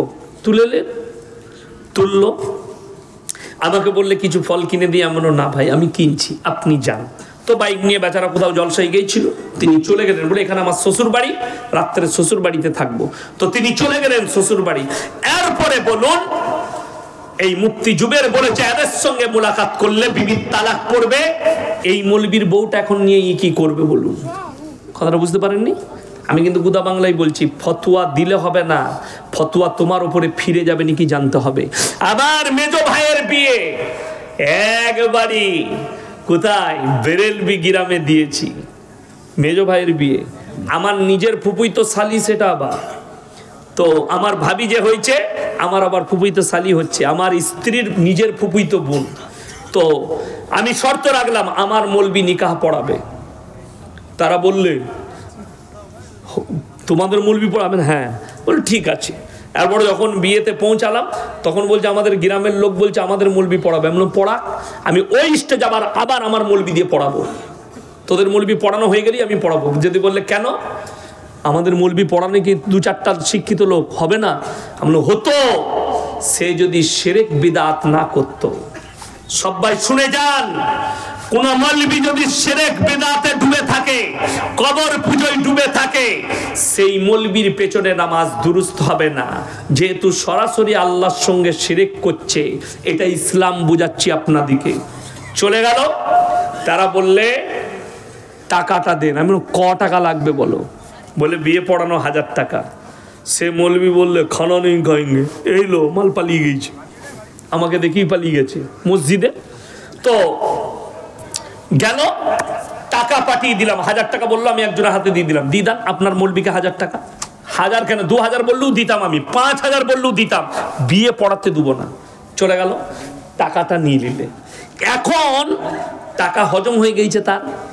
আজকে জানেন প্রায় 13-14 বছর বিয়ে হয়ে গেল আমার মেজো ভাইয়ের। এখন টাকাটা তার শরীরে মিশে গেছে, খাওয়া দাওয়া করেছে, তার বিবিকে খাওয়াইছে। এরপর আপনি বলুন, যদি আমাদের ঘরে বিয়ে দিলে বিটির তালাক পড়ে, তো আমাদের টাকায় যদি তাদের মৌলবি খায়, তার বউটা কি হবে? কথাটা বুঝতে পারেননি? ফতোয়া তোমার উপরে ঘুরে যাবে। আর আমি চ্যালেঞ্জ দিয়ে বললাম, আমার সুন্নি ভাইরা শোনো, আমি জীবনে তোমাদিকে কাফের ফতোয়া দিইনি, জীবনে তোমাদিকে জাহান্নামী বলতে পারবো না। আর এই হারামখোররা কথাই কথাই বলে জাহান্নামী, কথায় কথায় লোককে জাহান্নামে ঢুকায়। অথচ আল্লাহর নবীর হাদিস, কোন অমুসলিম ব্যক্তিকেও তুমি জাহান্নামী বলতে পাবে না। কেন? সে যদি মৃত্যুর পূর্বে কালমা পড়ে মুসলমান হয়ে যদি জান্নাতে চলে যায়, কিয়ামতের দিনে লাঞ্ছিত হবে। আপনাকে বাস্তব ঘটনা শোনাই, আমি বেশি ঘটনা বলবো না। বাবরি মসজিদ, সেখানে রাম মন্দির উদ্বোধন হয়েছে না হয়নি? লম্বা ঘটনা বলবো না, আমি বলে দিয়েছি এর আগে। সেইখানে যে লোকটা প্রথম হামবর চালিয়েছিল তার নাম বলবীর সিং। সেই লোকটা ইসলাম কবুল করেছে এবং আপনাদের মুর্শিদাবাদে গোদনপাড়া মাদ্রাসার জলসাতেও সেই লোকটা এসেছিল। সেই বছর আমার আব্বাজি প্রধান বক্তা ছিল ওখানে, খোঁজ নিয়ে এলেন। বলবীর সিং আমার মুসলমান ভাই, তো আল্লাহ এই লোকটাকে যখন ইসলামের জন্য কবুল করলো, এই লোকটাকে আর জাহান্নামী বলা যাবে? কথা বলেন। আমি বলে যাচ্ছি, যতগুলো ভাই বাবরি মসজিদ ভেঙেছেন, হিস্সা নিয়েছে, তাদের জন্য আমার একটাই দোয়া, তাদেরকে আমি এখন জাহান্নামী বলতে পারবো না। একটাই দোয়া দেবো, আল্লাহ এদিকে ইসলামের জন্য কবুল করো, যদি তকদিরে ইসলাম না লেখা থাকে এদিকে ধ্বংস করো। জোরে বলুন আমিন। এইটা হচ্ছে হাকিকত এবং হক দোয়া। আপনার বাড়ির পাশে কোনো অমুসলিম ভাই থাকলে তার লেগে দোয়া করবেন। আপনার বন্ধু থাকলে সে যদি আপনার কাছে আপনার পয়সায় চা খায়, দোয়া করবেন আল্লাহ তুমি একে হিদায়েত দাও। কি দোয়া করবেন? আল্লাহ হিদায়েত দাও, এই দোয়া করবেন। বড় কষ্ট লাগে। আচ্ছা, আমার এতক্ষণ বয়ান শুনলেন, এই মৌলবীরা বসে আছে, আমাদেরকে দেখে কাফের মনে হচ্ছে আপনাদের কোনো অ্যাঙ্গেল থেকে? আরে কথা বলে না এরা, আমরা তো সাধারণ শিক্ষিত মানুষ। আপনারা বলুন আমাদেরকে, আমার যে বক্তব্য শুনলেন, আচ্ছা একটাও রসুল বিরোধী কথা বললাম? হ্যাঁ, আমি দরুদ পড়লাম না পড়লাম না? আচ্ছা সাল্লাল্লাহু আলাইহি সাল্লাম, মনে না এটা দরুদ না? দরুদ নয়? দরুদ, সবাই বলবে দরুদ। আচ্ছা, এই যে আমরা দরুদ পাঠ করলাম সবাই, আমি যতবার বললাম রসুলের নাম, সকলে আরেকবার বলুন তো সাল্লাল্লাহু আলাইহি সাল্লাম। আচ্ছা, আপনারা দাঁড়িয়ে পড়লেন না বসে? হ্যাঁ বসে? এত বড় বিয়াদবি, কথাটা বুঝতে পারেননি আমার? এরা বলছে নবীকে সালাম দিলে দাঁড়িয়ে দিতে হয়, বড় কষ্টের বিষয়। যে হুজুর বলছে নবীকে সালাম পাঠালে দাঁড়িয়ে পাঠাতে হয়, ওই হারামখোর হুজুর নিজে হারামখোর বসে বসে 100 বার দরুদ পাঠ করেছে নবীজির উপরে, ঠিক কি না? তাহলে তোর থেকে বড় বিয়াদব কেউ আছে? আচ্ছা, আমাদের দেশের বেরেলভি ভাইরা বলছে, খুব ভালো করে বুঝবেন, সুন্নি মৌলবীরা মানুষকে বুঝাচ্ছে কে হাম জব মিলাদ করতে হ্যাঁ, আমরা যখন মিলাদ শরীফ করি, আমরা যখন জলসা করি, তখন আল্লাহর নবী সরাসরি আমাদের মজমায় হাজির হয়। তোর থেকে বড় হারামখোর কেউ আছে? নবীজি মজমায় আছে, তুই বসে বসে বায়ান কি করে করছিস বে? কথাটা বুঝতে পেরেছেন না পারেননি? ই বলছে নবীজি মজমায় হাজির হয়, হাজির নাজির। তাহলে তোর থেকে বড় হারামখোর বিয়াদব কেউ পৃথিবীতে আছে যে নবীজি মজমায় হাজির হলো আর তুই হারামখোর বসে বসে বায়ান করছিস? তুই বলছিস নবীর আদবে দাঁড়াতে হয়? তোমার কাঁটা দিয়ে তোমার কাঁটা তুলছি, বেশি পাকামো করো না। আজকে তো বহু জায়গায় কি বুঝলেন, ইমাম যদি কিয়াম না করে বলে তোর চাকরি শেষ। হ্যাঁ, আমাদের এলাকায় একটা মৌলবি ঢুকেছে, সে বলেছে ভাই আমি জলসা মিলাদে ফিলাদে কিয়াম করতে পারবো না। কেন? বলে আমি ইয়াসিন সাহেবের ছাত্র। ইয়াসিন সাহেবের ছাত্র কি বে? সে তো কাফের, তোকে তো রাখাই যাবে না। মসজিদটা ধুইছে, আবার পাইপ দিয়ে পানি চালু করে। বাস্তব কথা বলছি। আপনার বহরমপুরে খুঁজেলেন এলাকায়, আপনার মুর্শিদাবাদে পাবেন, ইমাম সাহেব কিয়াম না করার কারণে বার করে দাও। ইমাম সাহেব দরুদ পড়ে নাই, বার করে দাও। দরুদটাই তো তুই বুঝলি না, সালামটাই তো বুঝলি না। আপনারা বলুন কিয়াম করা কি ফরজ? কি বললাম? আপনারা অবাক হচ্ছেন না? মৌলবীদিকে জিজ্ঞেস করুন, নামাজে দাঁড়ান না আপনারা? কিয়ামের অর্থ হচ্ছে দাঁড়ানো। কিন্তু আমার বলার উদ্দেশ্য, গোটা পৃথিবীর আহমদ রাজা বেরেলভি থেকে যতগুলো মৌলবি আছে সকলকে চ্যালেঞ্জ দিলাম, খালি হাদিস কোরআন থেকে এটা বার করে দাও যে সাহাবীরা কবে নবীর সামনে দাঁড়িয়ে বলেছিল ইয়া নবী সালামুন আলাইকা, ইয়া হাবিব সালামুন আলাইকা। আল্লাহ নবী মা হালিমা, মা আমিনা দাইমা হালিমা, এই শব্দ ব্যবহার করে। এইগুলো তো নবীজির বায়োডেটা। আমরা বলি না? অনেক সময় আমাদের মৌলবীরা নবীজির জীবনী বলে না, কথা বলেন, বলে না? আমরা বলি যে নবীজির মা তিনি হচ্ছেন আমিনা, দুধমা হচ্ছেন হালিমা, তিনার আব্বা হচ্ছেন আব্দুল্লাহ। এইগুলো বলা তো নবীজির বায়োডেটা। আমি যদি এখন আমার বায়োডেটাটা বলি, বলা যাবে না? যাবে না? বলা যাবে। তো এইটা কি করে দরুদ হলো আমি বুঝে আসছে না, কথাটা বুঝতে পারেননি? এইটা কি করে সালাম হলো? হাদিস থেকে আমাকে বার করে দেখা এটা সালাম। কেউ কেউ বলছে মুস্তাহসান। মুস্তাহসান বলে হাদিসে কোনো নেকির কাজের মান আছে? এটা দেখা বড় কষ্ট লাগে। শুনেলেন, এটা ইসলামের কোনো বিষয় নয়। দেখুন, সুদের বায়ান নাই, হারাম হালালের বায়ান নাই, নামাজের বায়ান নাই, আপনার মানুষকে দ্বীনি শিক্ষার বায়ান নাই। বায়ান কি আছে? খালি অমুক পীরের গল্প আর অমুকের গল্প আর দাদার গল্প আর বাপের গল্প আর নানার গল্প আর অমুকের গল্প। মুর্শিদাবাদের লোক বায়ান করছে, শুনেলেন কি গল্প? হাদিস শুনেলেন। কেউ যদি স্টেজে বায়ান করে কোনো গল্প বাস্তবের বিপরীত হলে জানবেন কথাটা জাল। কথাটা কি বললাম? বাস্তবের বিপরীত হলে কথাটা কি হবে? জাল। বাস্তবের বিপরীত বলে দিই। আল্লাহর একজন ওলি খাজা মঈনুদ্দিন চিশতি রাহমাতুল্লাহ আলাইহি, তিনি কলেতে পানি নিতে গেলেন, গ্রামের মানুষ তাকে পানি নিতে দেয়নি। খাজা বাবা গোটা আনা সাগরের পানিটা লোটার মধ্যে ভরে নিলেন। যা বুঝো করগা, কোথায় ফেলিবি? বলে গুটকাখোরের বইয়ে লেখা আছে। বাস্তব নয়, বাস্তবের। আচ্ছা, আল্লাহ নবী সাল্লাল্লাহু আলাইহি সাল্লাম বলেছেন, আমার পরে যদি আল্লাহ কেউ কি নবুয়তের দরজা খোলা থাকতো, আল্লাহ হযরতে উমরকে নবুয়ত দান করতেন। ঠিক কি না? এটা কথা বলেন। হযরতে উমরকে নবুয়ত দান করছেন। আচ্ছা, এরকম ঘটনা হযরতে উমরের জন্য শুনেছেন কোনোদিন? শুনেননি। আমার ভাই, চলুন সকলে আজকে নিয়ত করুন, 5 ওয়াক্তের নামাজি কে কে হবেন? হাত তুলেন তো, সকলে হাত তুলেন। নামাজ কিন্তু কোনো ভাই ছাড়বেন না। পৃথিবীর মধ্যে দুটো জায়গা সব থেকে দামি জায়গা। কটা বললাম? কটা? দুটো। আল্লাহর ঘর মসজিদ, যেখানে আল্লাহর ইবাদত হয়। দ্বিতীয় ওই জায়গা যেখানে আল্লাহ এবং আল্লাহর রসুলের কথা কি হয়? আলোচনা হয়। এই মজমাটাই কি আলোচনা হচ্ছে? আল্লাহ এবং আল্লাহ রসুলের এবং ইসলামের আলোচনা হচ্ছে। চলুন, আপনার কাছে মাল আছে, 3 জায়গায় যদি 3 জনের পেছনে যদি খরচ করেন, 3 জন হাত পাতলে যদি আপনি হাত বাড়িয়ে দেন, আল্লাহর কসম তার মালে আল্লাহ বরকত দিবে। জোরে বলুন সুবহানাল্লাহ। 1 নম্বর কোরআন এটা, وآتِ ذا القربى حقه والمسكين وابن السبيل ولا تبذر تبذيرا إن المبذرين كانوا إخوان الشياطين وكان الشيطان لربه كفورا وآتِ ذا القربى। সব থেকে প্রথমে তোমার কাছের গরিব যে আছে সে হাত পাতলে হাত ফিরিও না। সকলে জোরে বলি ইনশাআল্লাহ। ওয়াল ইয়াতামা ওয়াল মাসাকিন, আর এতিম মিসকিন যে জায়গায় আছে। 3 নম্বর মুসাফির, ওয়ালা তুবাদ্দির তাবদীরা। মুসাফির যদি তোমার কাছে হাত পেতে দেয়, এই 3 জনের হাতকে ফিরিও না, আল্লাহর সঙ্গে সঙ্গে দোয়াকে কবুল করে নেয়। জোরে বলুন সুবহানাল্লাহ। আজকের এই মজমায় সব থেকে বড় মুসাফির কে? কথা বলে না? আমি 220 কিলোমিটার রাস্তা এলাম আমার বাড়ি থেকে। আমার মুসলমান ভাই, সব থেকে বড় মুসাফির আমি। আল্লাহ টাকা কখন কাড়ে? একটাই কারণে, ইন্নাল মুবাদ্দিরিনা কানু ইখওয়ানাশ শায়াতিন ওয়া কানা শাইতানু লিরাব্বিহি কাফুরা। মানুষ যখন অপব্যয় করতে লাগে, আল্লাহ যে মাল দিয়েছে অপব্যয়। আল্লাহ বললেন কোরআনে, অপব্যয়কারী হচ্ছে শয়তানের ভাই। অপব্যয় কাকে বলে?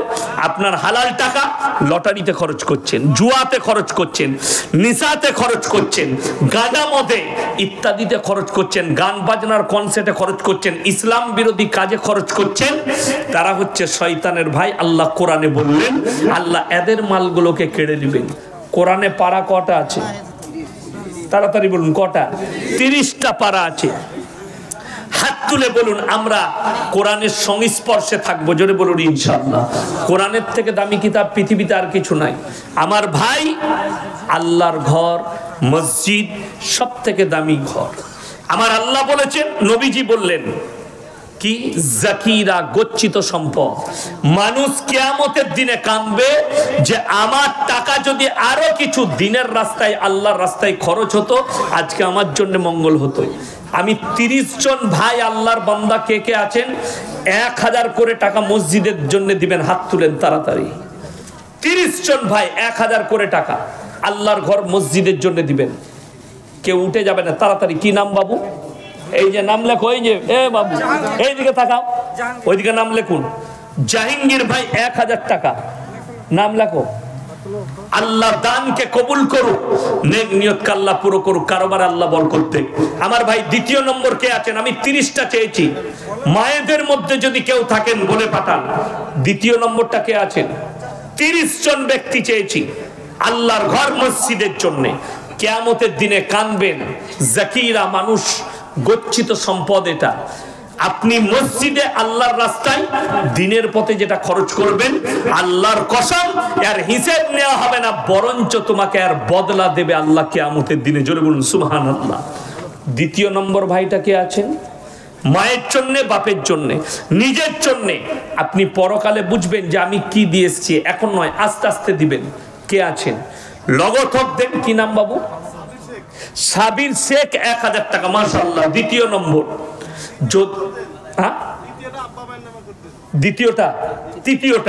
তৃতীয় উনারই নামে আবার 1000 টাকা, উনার আব্বা মায়ের নামে। আল্লাহ আপনার আব্বা মা জীবিত আছেন?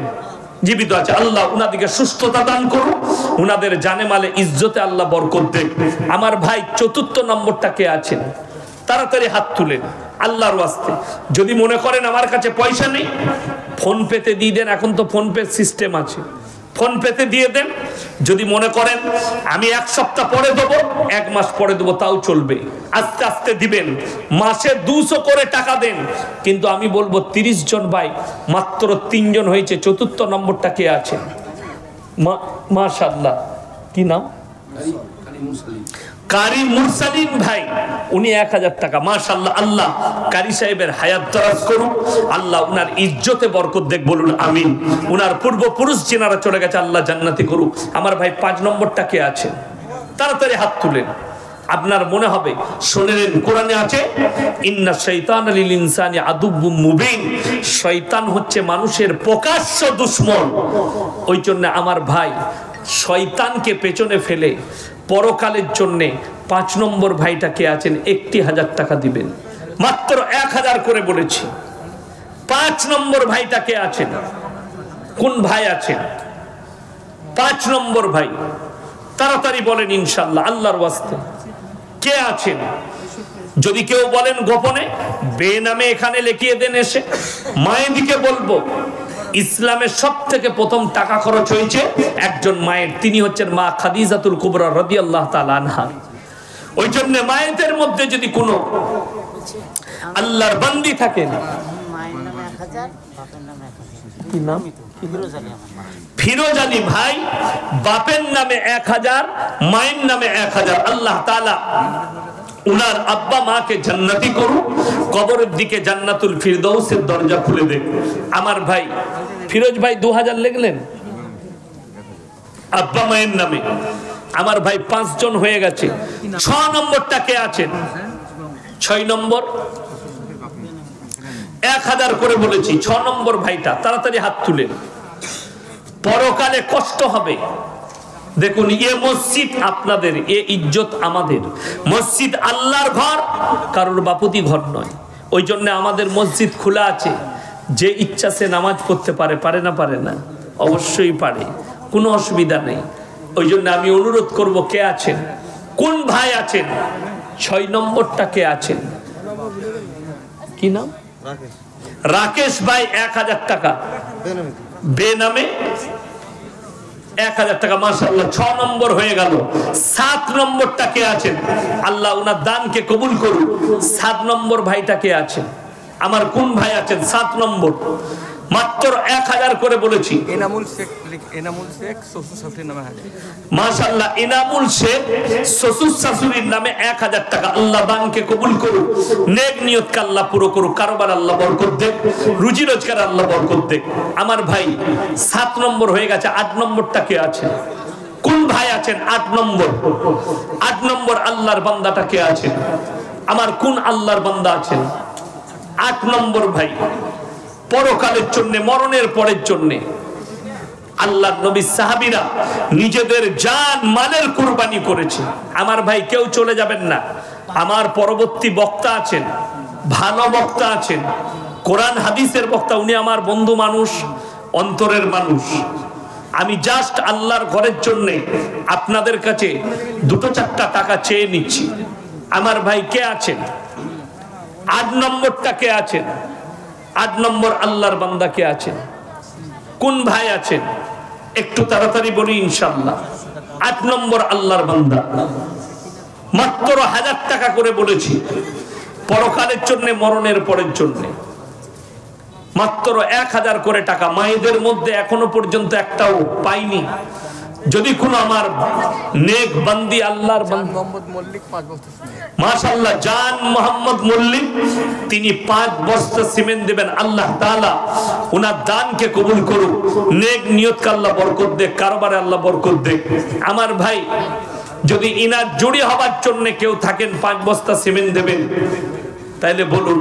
আর 8 নম্বরটা কে আছেন? 1000 টাকা কমপক্ষে 10 জন দেন, 7 জন হয়েছে। 8 নম্বর আল্লাহর বান্দাটা কে আছে? মাত্র 1000 টাকা করে বলেছি। হে আমার যুবক ভাইয়েরা, হে আমার ইমানদার ভাইয়েরা, কি নাম বাবু? 1000 শ্বশুর শাশুড়ির নামে, 1000 আমার মায়ের নামে আর বাবার নামে। আচ্ছা, মাশাআল্লাহ, কি নাম বাবু আপনার? শহীদ শেখ। শহীদ শেখ, নগদ 2000 টাকা, 1000 টাকা বাবা মায়ের নামে, 1000 টাকা শ্বশুর শাশুড়ির নামে। আল্লাহ ভাইজানের জানে মালে ইজ্জতে বরকত দেখ, উনার কারবারে বরকত দেখ, উনার আব্বা মা শ্বশুর শাশুড়িকে আল্লাহ জান্নাতবাসী করুক, কবরের দিকে জান্নাতুল ফিরদৌসের দরজা খুলে দেখ। আমার ভাই, 9 নম্বর হয়ে গেছে। 10 নম্বরটা কে আছে? কি নাম? 9 নম্বর হয়ে গেছে। 10 নম্বরটা কে আছে? একজন আল্লাহর বান্দা। 10 নম্বর আল্লাহর বান্দাটা কে আছেন? আমার কোন ভাই আছে? 10 নম্বর, একটু তাড়াতাড়ি বলি ইনশাআল্লাহ। আমার মায়েদের মধ্যে যদি কেউ থাকেন, আল্লাহ নবী জানাবে মুহাম্মদুর রাসূলুল্লাহ, সকলে বলুন সাল্লাল্লাহু আলাইহি সাল্লাম, তিনি মক্কা নগরীতে এলান করলেন, ওমা ইউকরিদুল্লাহ কারদান হাসানা, আল্লাহর রাস্তায় কে কি কারদে হাসানা দিবে বলো? আল্লাহ নবী সাহাবীরা নিজেদের জান মালের কুরবানি করেছে, জানের মালের কুরবানি করে দিয়েছে। এমন কি মক্কার বেঈমান কাফেররা বলেছে এদের আল্লাহ ফকির হয়ে গেছে। জোরে বলুন নাউজুবিল্লাহ। এর একটা বড় লম্বা হিস্টরি আছে, আর হিস্ট্রির সঙ্গে জুড়ে আছেন হযরত আবু বকর সিদ্দিক রাদিয়াল্লাহু তাআলা। ওই জন্যে এই হিস্ট্রি বলার সময় নেই। আমার ভাই, সাহাবীরা জান মালের কুরবানি করেছে, আপনাকে জান দিতে হবে না। এখন খালি জাস্ট আপনি খালি একটু মালের খরচ করে দেন। আজিম শেখ 1000 টাকা, মাশাআল্লাহ, 10 নম্বর হয়ে গেছে। আজিম শেখ ভাই, তিনি 1000 টাকা। আল্লাহ তাআলা উনার ইজ্জতে বরকত দেখ, জানে মালে বরকত দেখ, উনার ব্যবসা বাণিজ্যই আল্লাহ বরকত দেখ, পূর্বপুরুষকে আল্লাহ জান্নাতি করুন। আমার ভাই, 5 বস্তা একজন ভাই সিমেন্ট দিয়েছে। আমি বলবো 2 বস্তা 5 বস্তা করে সিমেন্ট, 10 জন ভাই 2 বস্তা করে সিমেন্ট কে কে আছে? 10 জন ভাই 2 বস্তা করে সিমেন্ট। আমারটা বলো, আসাদুল শেখ 2 বস্তা। মাশাআল্লাহ, আসাদুল শেখ 2 বস্তা সিমেন্ট। আল্লাহ ওনার দানকে কবুল করুক, নেক নিয়তকে আল্লাহ পুরো করুক, কারবার আল্লাহ বরকত দেখ। আমার মায়েদের মধ্যে যদি কেউ সিমেন্ট দিতে চান, 1 বস্তা 2 বস্তা, আমার ভাই কে আছেন? 5 বস্তা